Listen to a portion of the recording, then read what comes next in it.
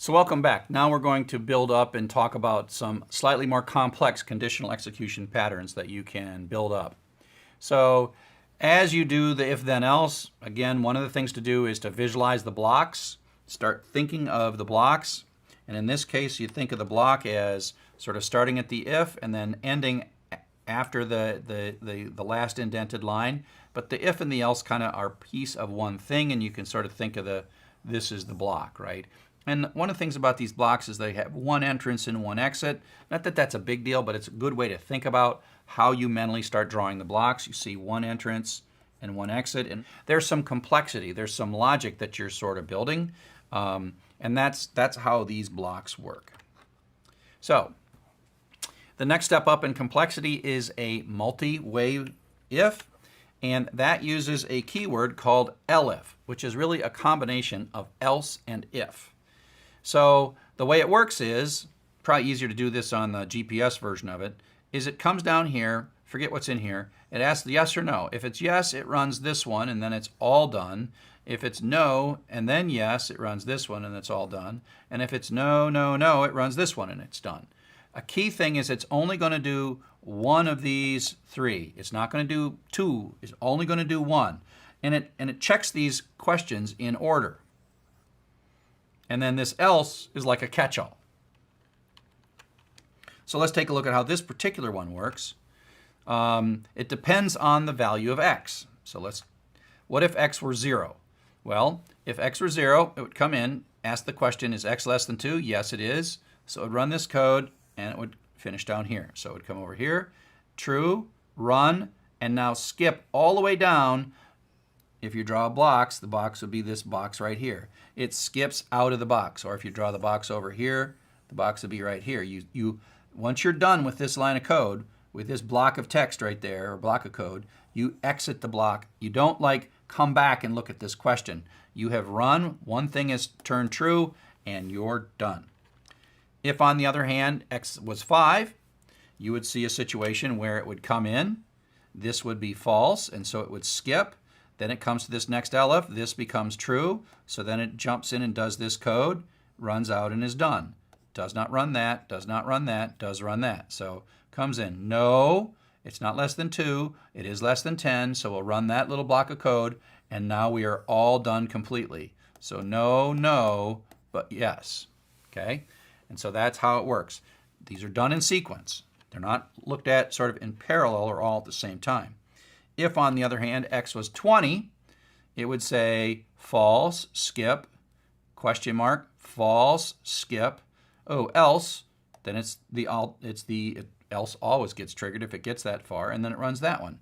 So here we say if it's less than 2, no, it's not. Is it less than 10? No, it's not. And if it's there, we just hit the else part, and we finish, and we continue on. So this part doesn't run, this part doesn't run, and that part runs. The rule is one of the three will run, and the other two will not. It only triggers once. Once it's triggered, then it's done with the whole if statement. And again, I think of this as the block. And you'll see in a sec, you can have one. Once one of these things hits true, it runs this and then exits the block completely. So there's other variations on this. You can, if you want, have no else. So there's no need to have an else. What we've done is we've simply de-indented this next line. There's no else here, but that's okay. It does mean that for some value of they might not either execute, right? Because there's no else. If there's else, then at least one will execute. But if there's no else, then it could be possible that 0 execute. In this case, x is 5. It's not going to do this one, but it is going to do that one because x is less than 10. But if x was, for example, 50, then that would be false, that would be false, and it would just go. And then neither of these two things would execute if x were 50. Okay? So it just means that you don't have to have an else if you don't want to. Further, you can have lots of elifs. If x is less than 2, do this. Elif, elif, elif, elif, elif, elif. And remember, it checks them in order. First, second, third, fourth, fifth. So if x was 15, this would be false, this would be false, this would be true, so it would run this code, and then it would come down whatever's next down here. So again, only one of these is going to trigger. No, no, yes, no, no, no. I mean, 15 is indeed less than 40. If it came here, it would be true, but it doesn't matter because 1 has triggered. And so then it takes the entire block, and there's our entire block. So as soon as it executes 1, the next thing to do is escape or exit right out of the block. Okay? Got it? Okay, so here are a couple of puzzles. I'll give you a second to pause this. And the question is to look at some of these, depending on, for a particular value of x, you will have none of them execute. So which will never happen for some particular value of x. Meaning you can pick any value for x you want, but there's some that you can't cause to execute. Okay?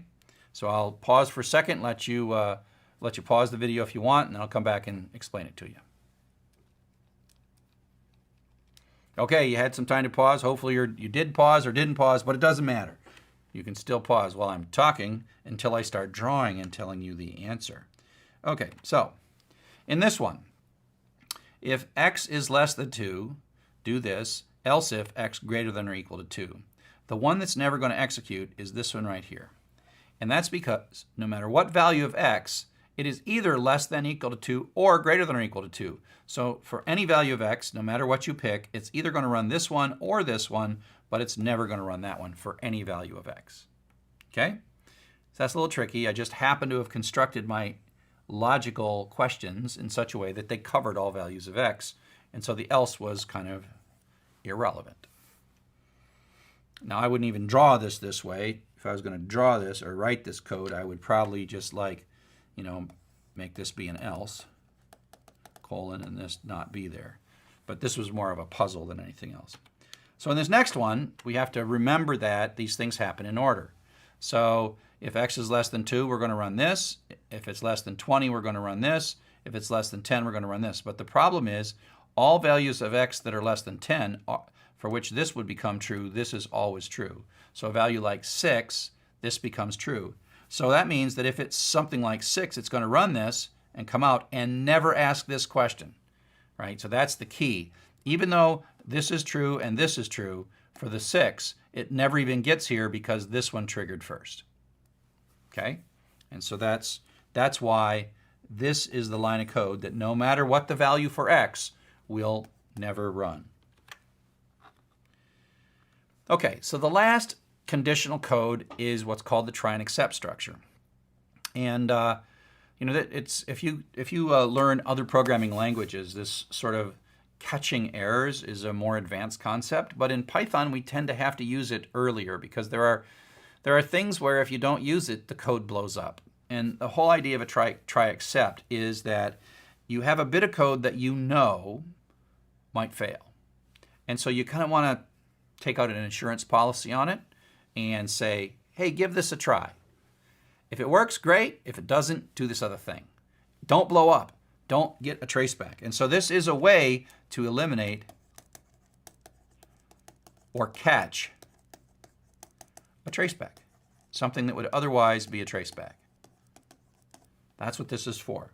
So if you got some line of code and you know that this might blow up and have a traceback, then you use try except around it. Okay? So let's take a look at something. This is a sample we had from the previous code, and it comes down, it sticks hello Bob in, then it converts this to an integer, and we know that if these things aren't digit, this code blows up. And so it runs, and we get the traceback. The traceback happens because of this line right here. But the key thing about the traceback is that the traceback, as I told you before, it stops. And it stopped at line 2, which means this is the last line it executed. But it doesn't continue, which means this code is gone. I mean, it never gets there because it's like, I'm confused, I'm quitting, I have quit at line 2. Okay? I quit at line 2. So that code, it's as if it's not there. Now sometimes that's fine with you. You just want to blow up and you want to see the message. You want to go look at line 2 and fix line 2, or maybe type the wrong stuff in. But sometimes you want to control for this. You want to say, you know what, I know what I want to do here, and I don't want to die and I don't want to blow up. I want to continue. I want to put out an error message instead.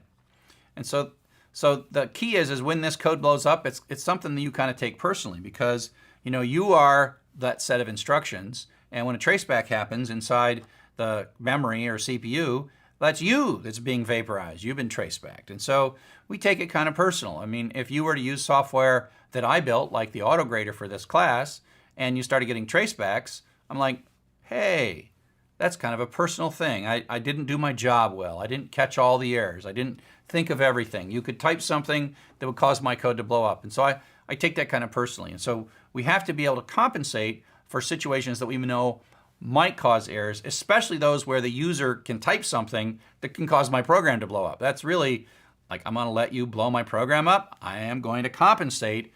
I'll tell you, sorry, that's bad data, but I don't want you to ever see a traceback, because it's kind of shameful to see a traceback for a professional programmer. Okay, so here's how it works. It's a bit of stuff with some indentation and colons. It looks like a lot, but don't worry, you'll figure it out. So the idea is you have a line of code that is dangerous. So this conversion of an integer, let's just say this came from an input statement. In this case, we'll just make it be hello Bob. We know this is going to fail. And so this is the line in which we kind of want to take out insurance on. So instead of just putting this line in here like we did in the previous example, we just had it right there. Instead of taking that line there, we say, you know what, we're going to take and stick this in a try and except block. So we say the word try ends in a colon, which means it's an indented block of code. And then we put the dangerous line in there. And then we put except.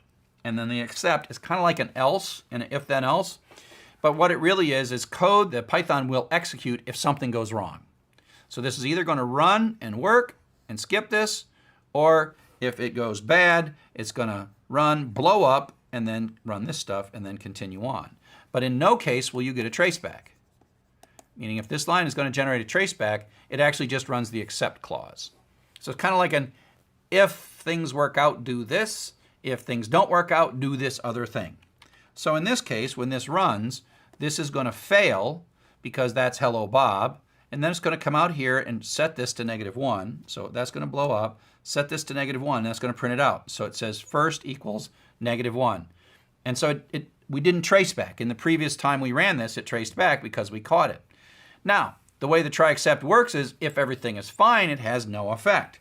So if the next thing we're going to convert is 123, the digits 1, 2, 3 in a string, we do a try and we try to convert it, and it works. And so we just keep on going. We don't run the except, so this code does not run because this code succeeded. There was no traceback that was going to be generated. There's a traceback generated up here. There was no traceback generated here. So it comes through, and the result is I_stir ends up with a integer 123. And so it's an insurance policy, or it says, I know this might blow up, and if it does, I'm giving you alternate text or alternate code to run. So the thing about the try except block, and you might be tempted to do this, and that is put your entire, if you're getting tired of tracebacks and blowing up, you might want to put your entire program in a try and except block. And you might say try blah, blah, blah, blah, and then except something bad happened. The problem is if your program is blowing up, you actually want to know about it. And the way the try and except block works is if it's in the middle of a try and except block and something goes wrong, like in this particular line, it doesn't come back and finish the try and except block. It actually exits to the except and then comes out. And to draw this in a diagram, so here we go, we start this thing, we're in the try block, we're doing print safe, doesn't hurt anything. We do this blows up with a traceback, and then that says go to the except block, run whatever's in the except block, and then continue on. What's not going to happen is it's not going to go back up and do this, or back up and try this one again. No, no, no, no, no. Once it gets the except block, there is only one way out to the bottom. And so this line of code never executes. And so that's one of the things we try to do, where you don't put too much stuff in. You would put this print statement out here and this print statement out here, and you'd only put one line in the try except block if possible. Sometimes you put a few more lines in there, but you try to minimize. You know what line is dangerous. Print is not dangerous. These two prints are not really dangerous. Don't put them in the block, because any line in the block, as soon as it hits a bad line with a traceback, it's out of the block, runs the except, and then continues on. So here is a more practical example where we're going to read a number from the user and print out either nice work or not a number. And so we take an input statement which stops and waits for us to type, and then we type 42, and then 42 goes into roster, and then we know that this int is dangerous, right? And this roster came from the user, whatever the user typed. And so we put it in the try block, and if it's 42, it converts, and it says ival is greater than 0. We print it out, so it says nice work. Now, we'll run this code again. Okay, we run it a second time, and now we enter something. It says 42, but it's like F-O-R-T-Y. And so 42 is what goes in here. We, as the programmer, had no control over what our crazy user was typing, right? You're starting to be a programmer, and crazy users do crazy things to your poor programs, even if they're only like 7 lines long. So we got 42 coming in here. We know this is going to blow up. This int is going to blow up with a traceback. But that's okay. We've compensated for that, and we told Python, hey, we know that might happen, and if you detect a traceback, jump straight into the except block, run this, set it to -1, and then continue on. So this is the de-indent of the try except block, and if it's greater than 0, we say nice work, but in this case it's not, and we say not a number, and so it comes out with not a number. What's not here is a traceback. There is no traceback in this. That's what we achieved, and it doesn't hurt. There's no, when it works, you don't need, the try except kind of does nothing, because the except code, when it works, is ignored. So it's like code you add in case something happens in an other line of code. Pretty cool, actually. So you have a couple exercises, and I've got some videos of those exercises. So in summary, what we talked about in this chapter is comparison operators, logical questions. Key is that these comparison operators don't change their arguments. You could say if x is less than 5, doesn't change the value for x. We have indentation and how important indentation is. One-way decisions with if, two-way decisions with if then else. Nested decisions where you have an if inside of an if that moves on in. Else if, and then try and except to catch errors that you want to catch. Okay? So thanks a lot.